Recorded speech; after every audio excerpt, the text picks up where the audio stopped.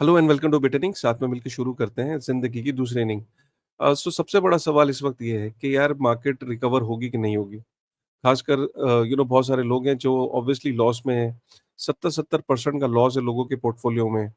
और लोग ये वेट कर रहे हैं कि पता नहीं यार कब रिकवर होगी, बस एक बार ही रिकवर हो जाए, मैं अपना जो भी मेरा लॉस है ना एक बार ही वो रिकवर हो जाए और मैं बेच के ना यार फिर वापस इस क्रिप्टो की इंडस्ट्री में एंटर नहीं करूंगा। आप भी क्या उनमें से हो? बहुत से ऐसे लोग हैं और कई लोग ऐसे भी हैं जो कहते हैं कि यार बुल मार्केट वापस आएगी, अभी मार्केट रिकवर करेगी, और कुछ लोग का ये मानना है कि नहीं, मार्केट अब रिकवर नहीं करेगी। अब होता क्या है कि आप अपनी जो इन्फॉर्मेशन कंज्यूम करते हो वो सोशल मीडिया से करते हो, तो सोशल मीडिया भी इस टाइम दो भागों में बटा हुआ है। काफी सारे बड़े बड़े इन्फ्लुएंसर्स का मानना है कि अब ये साइडवेज हो गई मार्केट, अभी मार्केट रिकवर नहीं करेगी, और कुछ लोगों का मानना है कि नहीं, मार्केट रिकवर करेगी। अब आती है बारी मेरी कि मेरा क्या मानना है। मेरा ये मानना है कि यार जो भी इस टाइम जो इंडस्ट्री के अंदर हो रहा है, राइट, ये टेम्पररी है।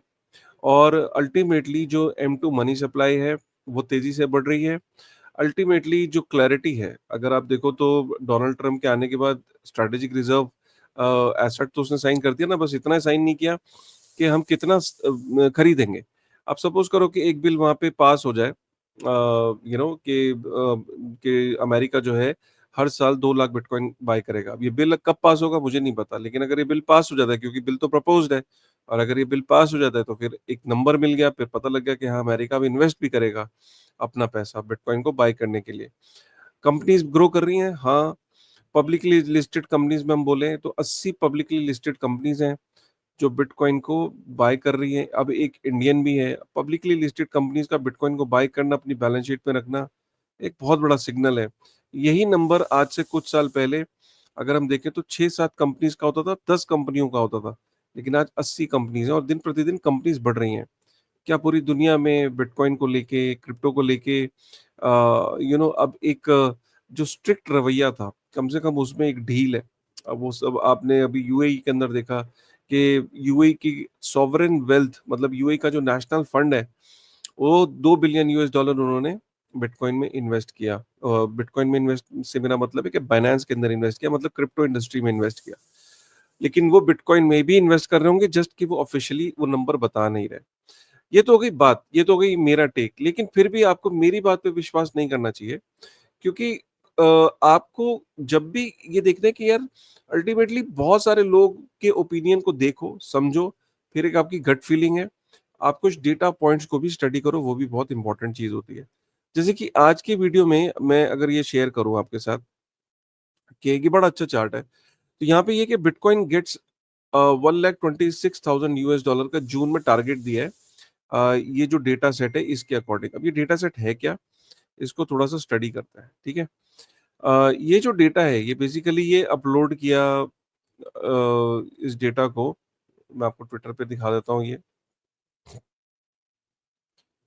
ये डेटा जो अपलोड किया ये टिमोथी पीटरसन ने किया, और ये बहुत इंपॉर्टेंट चार्ट है, मैं इसको समझा देता हूँ, और बड़ा इंटरेस्टिंग भी है। इनका ये मानना है कि bitcoin is trading near the low end of its historical seasonal range. Nearly all of Bitcoin's annual performance occurs in 2 months, April and October. It is entirely possible that Bitcoin could reach a new all-time high by June, this year, June 2025. अब मैं इसको थोड़ा समझाता हूँ। अगर आप इस chart को देखो, ये चार्ट ये बता रहा है कि 10 साल का, 10 बिटकॉइन का सीजनैलिटी चार्ट है 1 ईयर में, मतलब बिटकॉइन का कैसे मूव करा है पिछले 10 सालों में। मीडियन एक उसका जो सीजनैलिटी है वो निकाली, डिफरेंट प्राइस पॉइंट्स को पकड़ा 10 सालों के, तो 10 सालों के प्राइस पॉइंट से ये निकालने की कोशिश करी कि बिटकॉइन एक्चुअली में 10 साल में उसका पैटर्न क्या है मूव करने का, और कौन से महीने में वो ट्रिगर करता है, कौन से महीने में वो उसका डाउन साइड रहता है। अगर आप ये देखो कि बिटकॉइन का जो ब्लू वाली लाइन है, ये एक मीडियन बिटकॉइन का ईयरली प्राइस पाथ है, ठीक है। और जो रेड लाइन है ये करंट हमारी जो सिचुएशन है। अब इस हिसाब से, अगर इस चार्ट के हिसाब से देखें, तो बिटकॉइन जो है इस चार्ट के हिसाब से बताया कि 2 महीने ऐसे हैं जब बिटकॉइन इन 2 महीनों के बाद ट्रिगर करता है, मतलब अपना ऑल टाइम हाई बनाता है। जनरली वो 2 महीने कौन से हैं, वो अप्रैल का महीना होता है और एक आपका जो अक्टूबर का महीना है। अगर आप देखो इस इस मीडियन बिटकॉइन का जो ईयरली प्राइस पाथ है, इसको अगर आप देखो तो अप्रैल के बाद ये ट्रिगर होता है, राइट? तो और इधर अक्टूबर के बाद आप देखो ये ट्रिगर होता है। तो माना ये जा रहा है कि अगर हम इस चार्ट को देखें और पास्ट को देखें, पास्ट की वैसे कोई गारंटी तो नहीं होती, लेकिन अगर हम इसी 10 साल के पाथ को देखें, तो यहाँ से अप्रैल से बिटकॉइन अपना ऑल टाइम हाई बना सकता है और ऑल टाइम हाई कहाँ तक जा सकता है? यहाँ पे अगर इसको हम देखें इस वाले चार्ट पे अगर हम देखें, इसमें क्लैरिटी मिलेगी कि यहाँ पे अगर हम स्ट्रेट लाइन खींचे तो बिटकॉइन जो है अपना ऑल टाइम हाई जो है 1 जून के आसपास 1,26,000 यूएस डॉलर का हो सकता है। तो ये यहाँ पे इस बड़ा इंपॉर्टेंट चार्ट है, क्योंकि ये चार्ट की रेलेवेंस क्या है मैं इसको थोड़ा सा समझा देता हूँ ताकि आपको क्लैरिटी मिल जाए कि हम समझाना क्या चाह रहे हैं।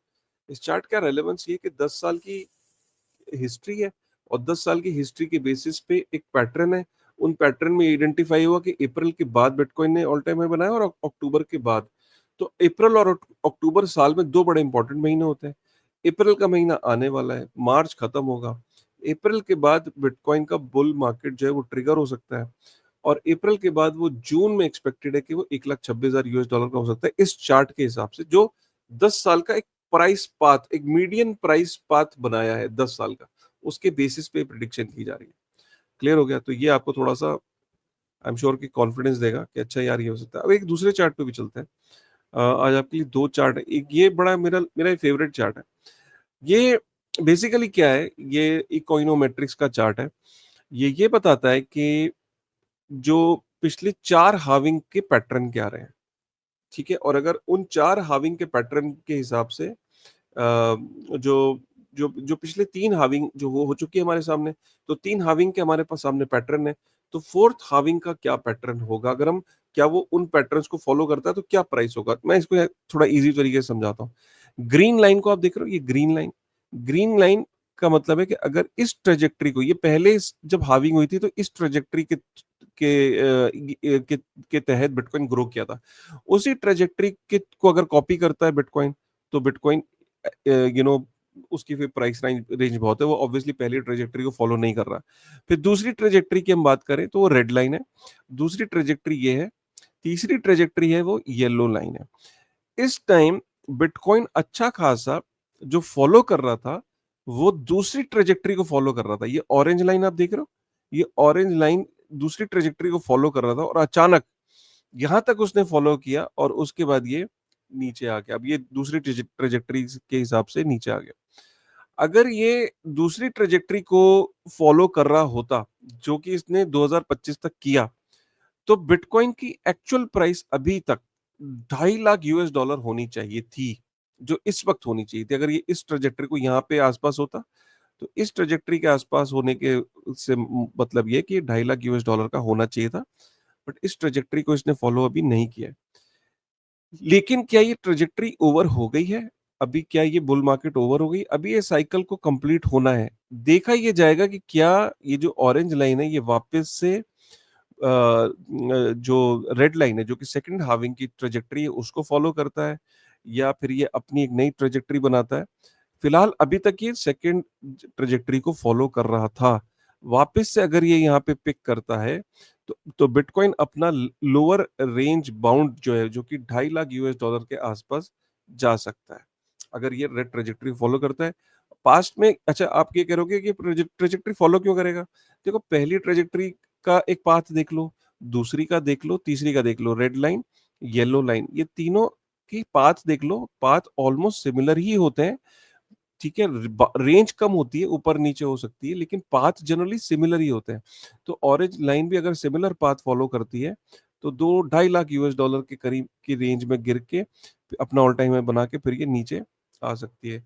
तो only time will tell, but ये इंपॉर्टेंट है कि मेरे हिसाब से अभी the bull market is not over. जो चार्ट्स बताते हैं, I may be wrong, but charts और फंडामेंटल एनालिसिस के बेसिस पे, मैं फंडामेंटल पे आऊँ तो माइकल सेलर का ही कहना है कि बीटीसी की ग्रोथ का ये आलम है कि सून बीटीसी हर फोन पे होगा। माइक्रोसॉफ्ट, गूगल, एप्पल, अमेजॉन इसको इंटीग्रेट करेंगे, बैंक लोन देंगे बीटीसी के ऊपर, इंश्योरेंस कंपनीज भी इसे सपोर्ट करेंगी। और अगर हम देखें गोल्ड देखिए ना, गोल्ड एक सिग्नल दे रहा है कि नॉर्मल हेल्दी मार्केट्स नहीं है, मार्केट के अंदर कियोस है, और गोल्ड ये सिग्नल दे रहा है अपना ऑल टाइम हाई गोल्ड ने बना लिया। आप देख सकते हो $3023 पर आउंस का रेट हो गया है। ईटीएफ्स के अंदर रिकॉर्ड फ्लो मनी आ रहा है। Bitcoin has dropped 19% over the past 3 months. Gold जो है वो 12.5% बढ़ा है पिछले 3 महीने में। Gold has been doing an exceptional job. अगर हम आगे चलें, डोनाल्ड ट्रम्प आज कुछ एग्जीक्यूटिव ऑर्डर साइन करने वाला है ट्यूसडे, आज रात में। तो होपफुली उसमें से देखते हैं अगर कुछ बिटकॉइन को लेके भी कुछ होता है। और यहाँ पे मैंने कहा ना, इन 2 भागों में बटी हुई है इस टाइम सोशल मीडिया। तो ये जो ट्विटर हैंडल है काफ़ी पॉपुलर है। इसका ये कहना है कि बिटकॉइन अब 6 से 12 महीने के लिए बेयरिश हो गया, साइडवेज प्राइस एक्शन हो गया। जबकि लोग क्रिटिसाइज़ कर रहे हैं कि अभी कुछ दिन पहले ही, मतलब 25 फरवरी को यू वर सेइंग कि 30% करेक्शन बिटकॉइन में कुछ नहीं होती है, और अभी जो है bull market is why you are panicking, bull market is there yet to come. So लोग इनको ट्रोल भी कर रहे हैं। सो बट इंडस्ट्री 2 भागों में डिवाइडेड है, वो क्लियर है। आपको अपनी अकल लगानी है, आपको अपना बिलीव देखना है। इंस्टीट्यूशंस बिटकॉइन को रेगुलरली बाय कर रहे हैं। ईटीएफ के अंदर इनफ्लो बढ़ रहा है, व्हेल्स बाय कर रहे हैं, रिटेल बेच रहा है। ठीक है?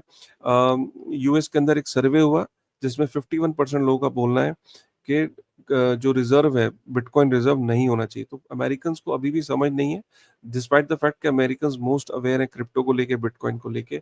सबसे ज़्यादा बिटकॉइन होल्ड करते हैं अगर हम किसी देश की बात करें। लेकिन लेकिन वहाँ पे वो रिज़र्व को लेके कंफर्टेबल अभी नहीं है। माइकल सेलर का ही कहना है कि बिटकॉइन 80,000 यूएस डॉलर पे मतलब एक सेल है एक तरीके की, क्योंकि माइकल सेलर का कहना है कि bitcoin is the only asset जिसको किसी प्रेसिडेंट ने एंडोर्स किया है। पिछले 50 सालों में किसी एसेट को एंडोर्स नहीं किया, ना गोल्ड को एंडोर्स किया, बिटकॉइन को एंडोर्स किया, ये बड़ी बात है। बिटकॉइन 80,000 यूएस डॉलर पे एक हिस्टोरिक एंट्री पॉइंट है, इनका ये मानना है। और इसीलिए माइक्रो स्ट्रैटेजी ने बिटकॉइन और खरीदे, 130 बिटकॉइन और खरीदे। 10.7 मिलियन यूएस डॉलर की एवरेज प्राइस थी, 82,981। पाकिस्तान ने एक क्रिप्टो काउंसिल बनाई है अपने यहाँ पे, जो फाइनेंस मिनिस्ट्री के अंदर, जिसमें क्रिप्टो के कुछ लोगों को भी उसमें उन्होंने एज ए कंसल्टेंट हायर किया है। एक क्रिप्टो काउंसिल बनाई है। पाकिस्तान जो है लगता है कि क्रिप्टो को रेगुलेट करने वाला है बहुत तेजी से अपने यहाँ पे। राइट, तो ये थी क्रिप्टो की कुछ ताज़ा खबर। और मैं आपको यहाँ पे कोई ये नहीं कह रहा हूँ कि फोमो करने के लिए। देखिए, उन कॉइन्स का तो कुछ भी नहीं हो सकता, डिस्पाइट द फैक्ट कि बिटकॉइन अगर बुल मार्केट में एंटर भी कर लेता है, कुछ कॉइन्स ऐसे होते हैं जो रिकवर नहीं कर पाते। मुझे नहीं पता आपके पास वो कौन से कॉइन है। ज़्यादातर लोगों के पास कुछ ऐसे अननोन रैंडम ऑल्ट कॉइन्स होते हैं, जिनकी कोई गारंटी नहीं है, हो भी सकते हैं, नहीं भी हो सकते।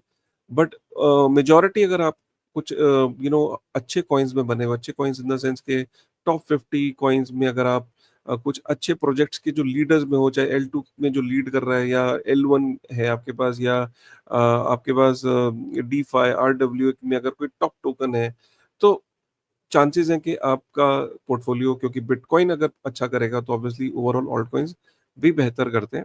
लेकिन क्या सारे वो छोटे-मोटे ऑल्ट कॉइन्स भी परफॉर्म करेंगे? I am really doubtful, and I am also sorry for that when I say that, because बहुत सारे लोगों के लिए लर्निंग कर्व होता है, और इसमें क्रिप्टो में सीखा ऐसे ही जाता है।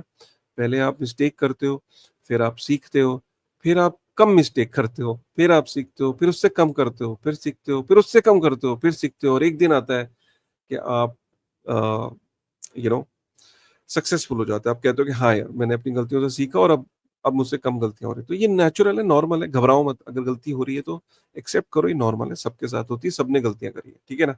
चलिए, with this thought, thank you very much and take care.